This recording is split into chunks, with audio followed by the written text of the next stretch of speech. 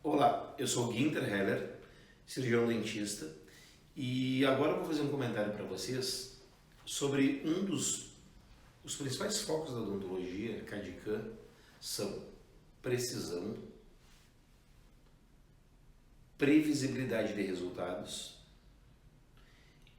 e agilidade, dentre uma outra da infinidade de qualidades que nós podemos atribuir à qualidade da odontologia CadCam. Selecionei um caso de dentes provisórios que nós tivemos exatamente esses itens: previsibilidade, agilidade e precisão. Tudo com um pouquinho de experiência, mas facilitado extremamente pelos softwares como o Exocad, associado ao melhor escaner que existe, que é o Carestream. Então vamos lá, vou demonstrar para vocês algo muito legal e que foi resolvido em menos de 4 horas. Vamos botar assim, entre o escaneamento, a cirurgia, que eu vou demonstrar, vocês perceberão a extração dos dentes realizados pela paciente, que possuía uma ponte móvel com dentes com indicação completa por extração. E para quem observar mais, tem um pulo do gato que vai facilitar e serve de dica para vocês em casos onde nós não temos estabilidade de dimensão vertical, e assim se mantém as informações que a paciente tinha e era o que ela estava acostumada. Ela vinha buscando apenas uma estabilidade de dentes fixos e para que os trabalhos de vocês comecem muito bem. Observem aí.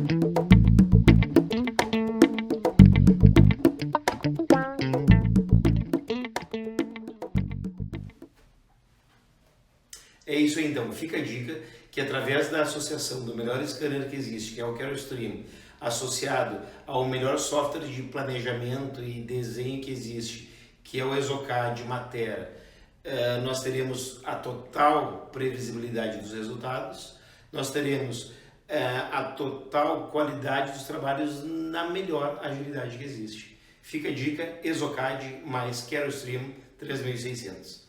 Show de odontologia. Muito obrigado.